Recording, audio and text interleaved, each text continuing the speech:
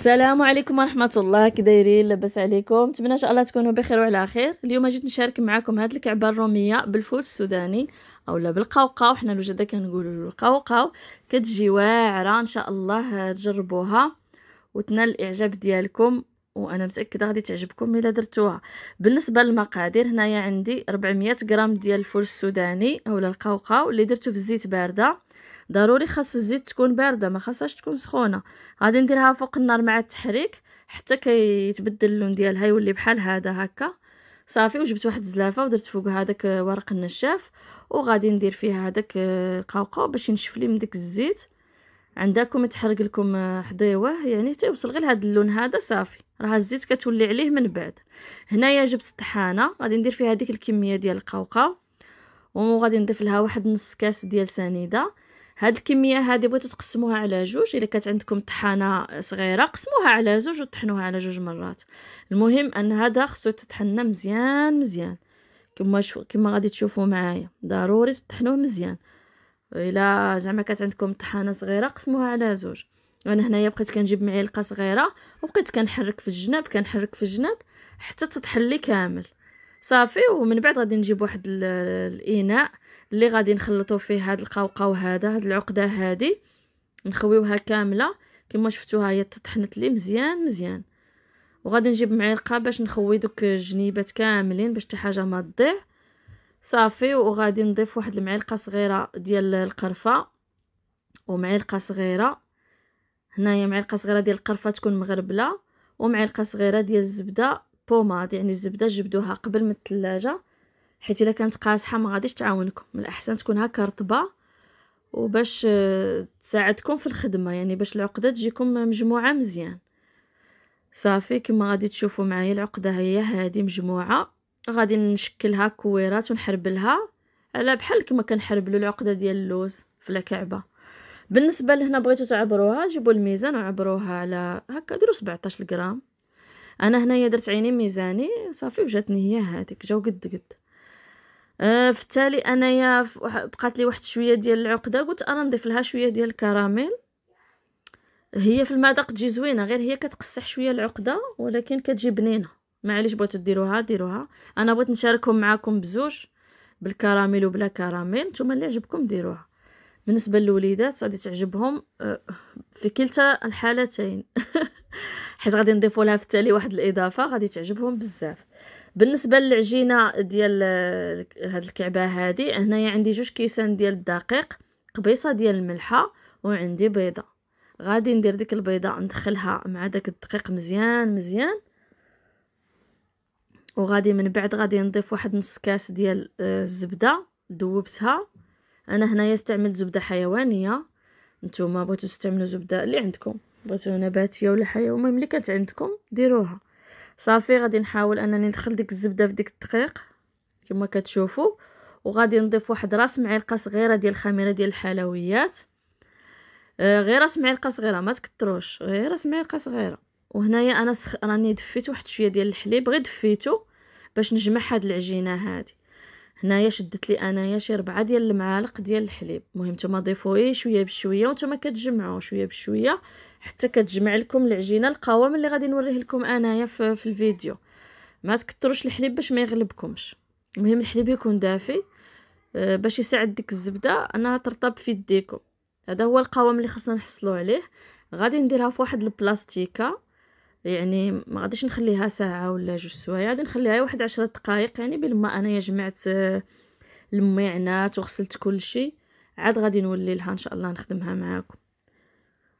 انا هنا سرحتها وراني خدمت شي حبات، وعاد غادي نكمل معاكم هادو. سرحتها مزيان مزيان رقيقه. وهنايا درت العقده ديال القوقاو، وفي الجناب زيرت، ضروري نزير في الجناب باش العقده ما تخرج ليش. ولكن من نجي نشكلها هنايا رخفوا صباعكم، ما تزيروش باش ما تخرج لكمش العقده. واخا تهرس لكم شويه من الفوق عادي، يعني راه غادي تجمع في الفران. صافي، هنايا عاود سرحت، قطعت من العجينه ودلكتها هكا مزيان مزيان حتى يبان لك داك البوطاجي من التحت كما شفتوا. غادي نزير في الجناب مزيان، ضغطت عليها بصباعي، ولكن هنا نحاول انني نديرها رقيقه، نحاول وانني نرخف يدي ونجيب الجرار ونقطعها هكا صافي ونديرها في واحد الصني. انا هنايا راني شعلت على الفران كيسخن على 180 درجه من الفوق ومن التحت، يعني ملي بديت انا عاد بديت كنسرح العجينه وشعلت الفران باش هكا يكون سخن لي مزيان. صافي غادي نزيد معكم وحده اخرى نسرحها مزيان مزيان، وراه في الساعه تعرفوا في الساعه كتكملوا هاد الكميه هادي.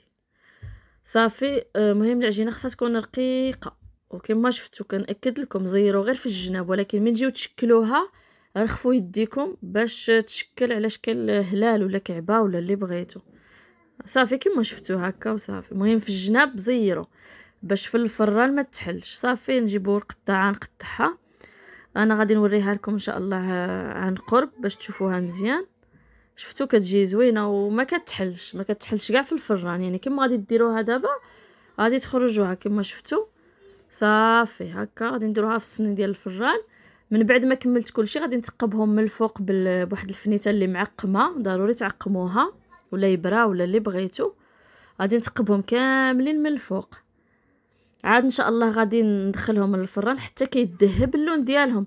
راهم ما كيشدوش الوقت بزاف، يعني ما عرفتش 20 دقيقه هكاك. المهم حضيوهم نتوما حتى غادي ياخذوا اللون اللي غادي نوري لكم انايا. هذا هو اللون ذهبي ومن التحت شويه محمرين. شفتوا ما تحلوا ما والو كما درت لهم خرجتهم.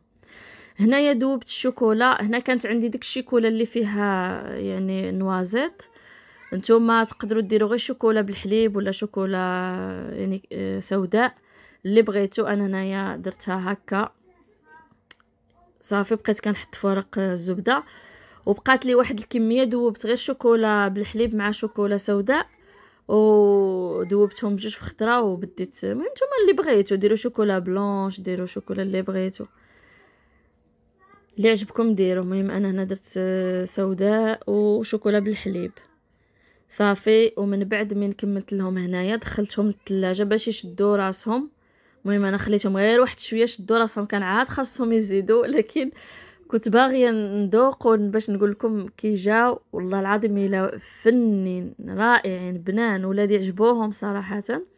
كانت وراتهم مني واحد صاحبتي كليانه ديالي بغاتهم، قالت لك ديريهم لي وبغيت نقول لها شكرا بزاف صراحه. عجبوا وليداتي وعجبوني حتى انايا احسن من الكعبه العاديه صراحه.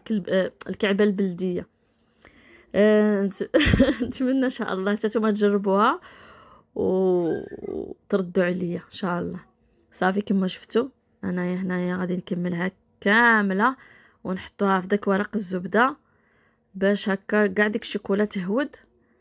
ومن بعد من تخليوها تنشف مزيان ديروها في واحد بلاطو اخر ودخلوها هكاك للثلاجه حتى تبرد. خليوها تبرد على خاطرها مزيان عاد جبدوها. ان شاء الله غادي نوري معكم الشكل النهائي يعني من بردوا شويه. من بعد عاد من تصورتهم معكم عاد وليت رديتهم في الثلاجه باش يزيدوا يشدوا راسهم مزيان.